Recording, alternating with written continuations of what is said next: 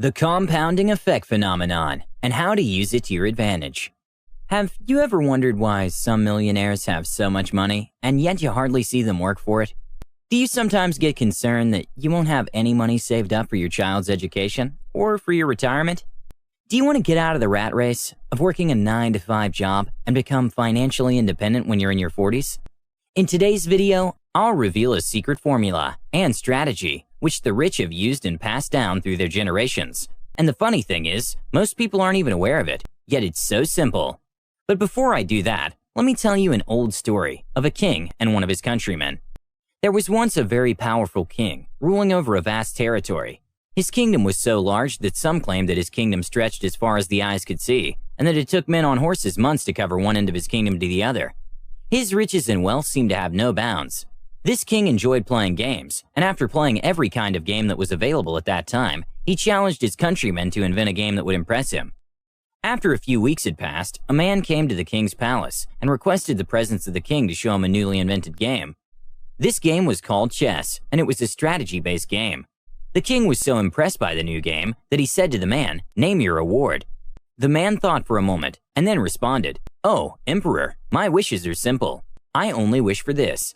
If you place just 1 grain of rice for the first square of the chessboard and double it for every square, I will consider myself well rewarded." The king was reluctant at first, as he wanted to give the man a much bigger reward for his invention, perhaps in the form of gold, but eventually agreed to give what the man had asked for. Upon the king's order, his treasurer started to calculate the amount of rice that needed to be given to the inventor. The treasurer placed 1 grain of rice on the first square, 2 on the second square, 4 on the third square, and so on. By the time he reached the 10th square, he had to place 512 grains of rice. On the 20th square, the number swelled up to 524,288 grains of rice. Halfway through the chessboard, the number had reached 2,147,483,648, or approximately 2.15 billion. When the treasurer reached the last square on the chessboard, he realized that the king owed around 9.2 quintillion grains of rice to the inventor. The figure was so huge that eventually the king, to honor his word, had to leave his throne and give it to this wise man. This story explains the power of compounding. It's also sometimes called the 8th wonder of the world. Never underestimate the power of compounding. The rich are very well aware about the magic of compounding, and that's why you will rarely find them burning their precious hours working a 9-to-5 job. Instead, they will let their money work for them by utilizing the power of compounding.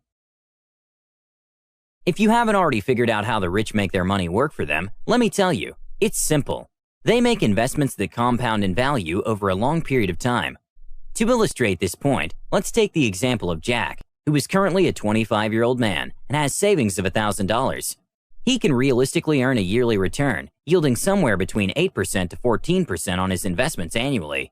The MSCI World Index has an average yearly return of 8.7%. So let us assume he invests his $1,000 savings through his index fund.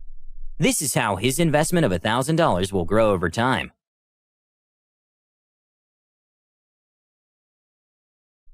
When Jack turns 65 years old and is in his retirement, his $1,000 would have compounded to $21,725. This is a huge amount, considering Jack had only made a single one-time investment of $1,000.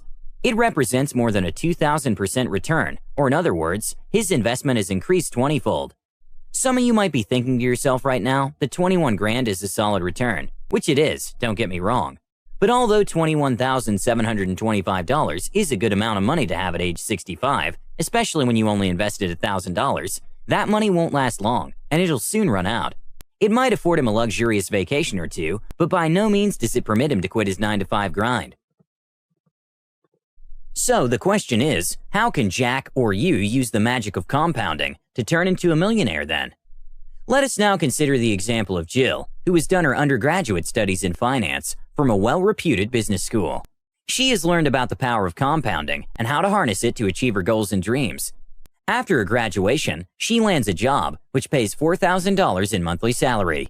She makes sure she saves $1,000 per month and invests this through the same index fund that Jack did, earning a yearly return of 8.7%.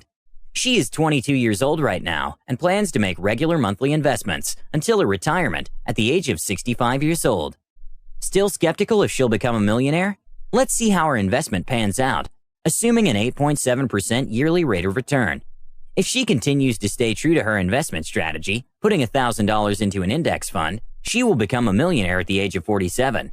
Yes, you heard that correctly. Just by investing $1,000 every month, she will attain the status of a millionaire within 25 years, since she first started investing.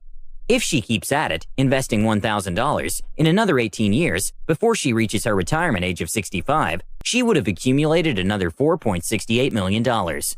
Therefore, at the age of 65, Jill's investments would be worth an astronomical value of $5.68 million, which is more than enough money to enjoy a happy retirement if you ask me. So, in conclusion, if you're under 25, you have one of the biggest advantages when it comes to harnessing the true potential of the compounding effect, which is time. Time will be your greatest ally in your fight to financial freedom. Start saving regularly while you're young. This will give your investment portfolio the time it needs to really ripen the fruits. Let me give you an example of 3 investors who start investing at different stages in their lives, each of whom saved the same amount of money over a 10-year period. So, Michael started saving $1,000 per month from the time he turned 25 until the time he was 35. At this age, he stopped making investments completely and left the savings in his account to accrue at a 7% return until he turned 65 years old. Jennifer did not start saving until she was 35 years old. She saved the same amount of $1,000 per month till she was 45 years old, after which she left the balance in her account to accrue at 7% return until she turned 65 years old. Sam never got around to investing until he turned 45. He started investing $1,000 till his 55th birthday, after which he also left the balance to accrue at a 7% yearly rate until his 65th birthday. Over the 10-year period, all 3 were able to save the same amount of $120,000 and earn the same rate of return of 7% over it. However, because the total value of their investments was significantly different when they reached the age of 65, Michael had accumulated a whopping $1,444,969, whereas Jennifer was able to muster a net value of $734,549. Poor Sam lagged far behind, with a balance of just $373,407. So what lessons do we learn from the strategy that Michael followed? Thanks to the power of compounding, time is the most important variable a young investor has on his or her side. Start investing early by contributing a small portion of your income into your savings account or whichever other investment vehicle you've opted for. Continue doing this consistently for at least 10 years, and you will realize that after the 10-year period, you might not even need to save at all.